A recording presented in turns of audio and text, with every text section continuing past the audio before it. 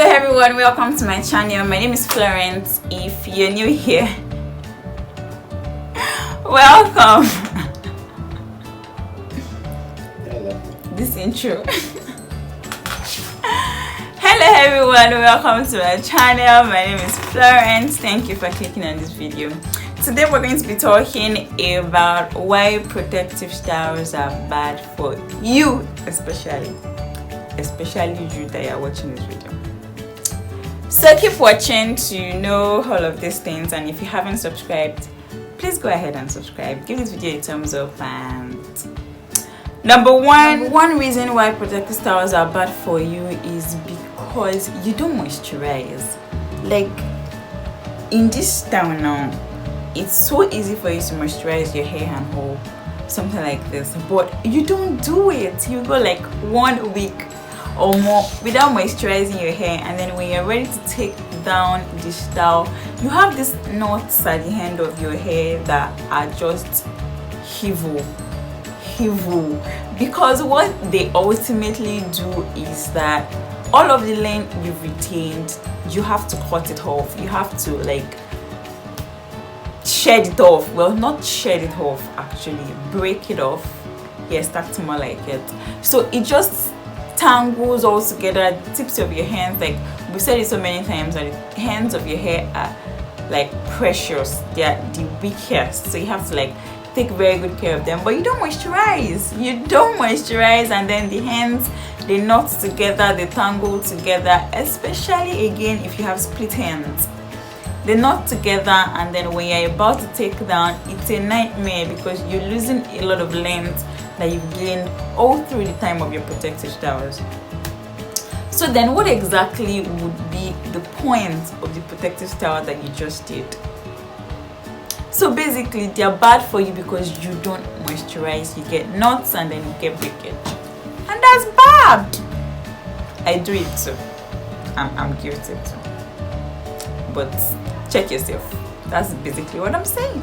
Another reason why protective styles are bad for you is because you keep them in for so long,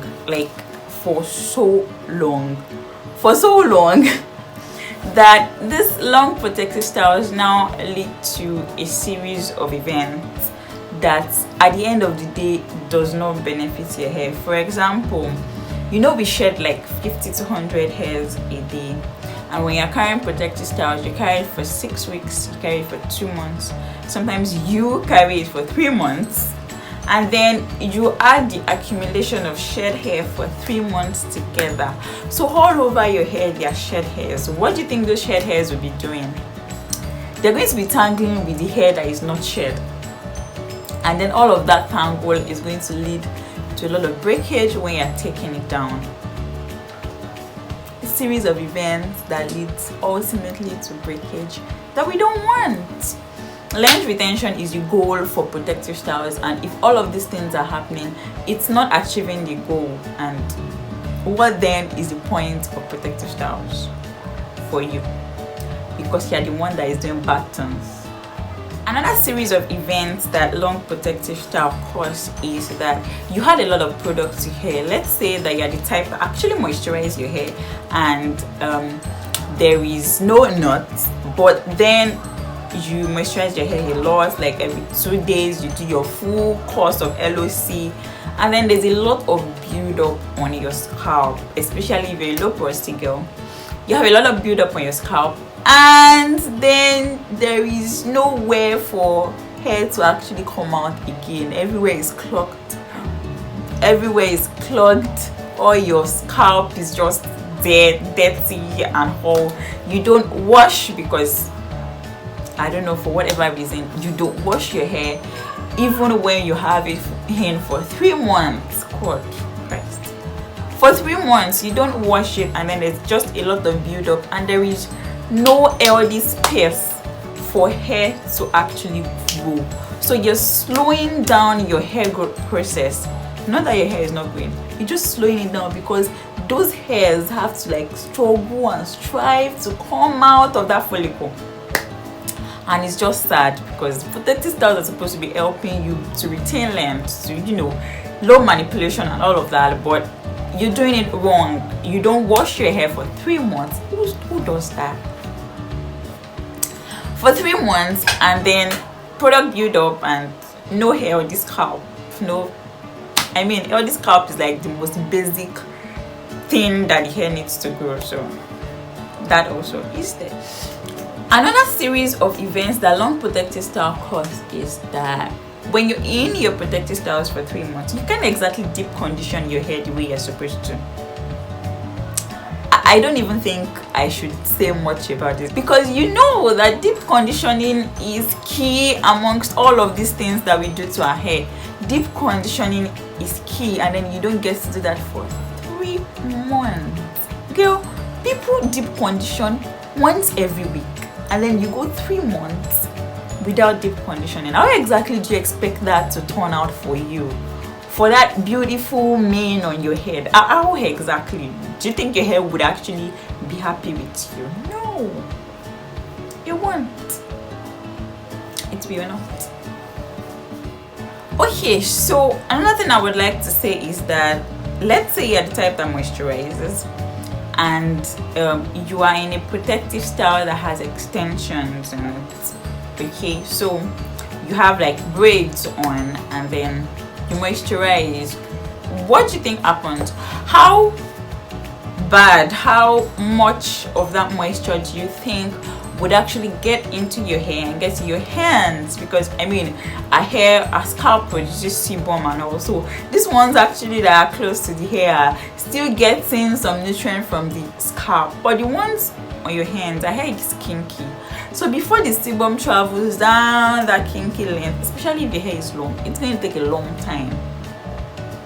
So most times the sebum doesn't get to your hands, and your moisture is also not penetrating those thick extensions to get to your hair. Ultimately, you're leaving your hair dry for 3 months. Girl, I mean, what other thing do you expect? What other end game do you expect would happen when you're finally taking down that protective style? It ultimately will not do what it's supposed to do. So basically, long protective styles are just bad for you, unless of course you've mastered how to use long protective styles to care for your hair, to grow your hair. If you haven't, don't try it. And if you're planning to like do that, to like experiment with that, start small.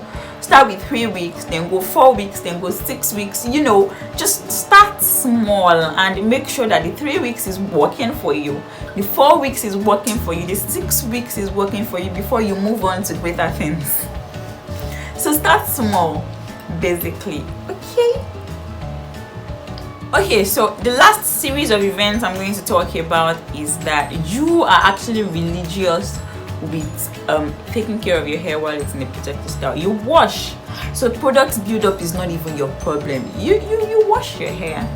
You wash your hair maybe every 2 weeks when you get buildup or something. You actually wash your hair, and then you carry the hair for like say 2 months. That would mean that you would wash your hair 4 times. When you're washing your hair, what do you think happens? Even on your normal wash day, when you wash your hair, you get a lot of tangles, and then you do that 4 times. 4 times without removing all that shed hair, without detangling to detangle all the tangles that you've caused. What do you think happens when you carry for 2 months or 3 months and then you're ready to take it down? There's so much tangles at your roots that you're basically yanking your hair out.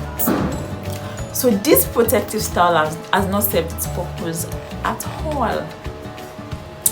Basically, what I'm trying to say is, when your hair is in a protective style, you need to take care of it. You cannot just say it's low manipulation and then you leave it for so long. It won't work for you. That low manipulation that you're shouting would basically finally result to breakage, which is not what we want. So take care of your hair while it's in a protective style. Find ways to do it that suits your hair. You might not be the kind of person that has to wash every week or every 2 weeks, because your hair doesn't get build-ups very often. I personally have to wash like every 2 weeks, even sometimes every 1 week, because even after I wash that 2 weeks, I still get a lot of I still get a lot of build up. So you just have to like tailor whatever it is that you're doing to suit your hair, and these things will come with a lot of trials and errors. A lot. You just have to find that perfect one and stick with it. So basically, these are the reasons why protective styles are bad for you. I'm sure there are still many more, but the whole thing we're trying to say is that take care of your hair while it's in protective styles. Don't ignore it. Find a routine that works for you while it's in protective styles. Stick with it, and protective styles will ultimately be good for you and not bad for you. I hope you were able to take something from this. I took something from this. So I hope you were able to do the same. If you haven't subscribed and you've watched up to this moment, what are you waiting for? Like, show some love. Show some love, and please subscribe. Give this video a thumbs up. Share with your family and friends. You know people that need this. There are lots of people that need this video on your timeline, WhatsApp, Instagram, everywhere. So share. And I'll see you guys in my next video. Bye.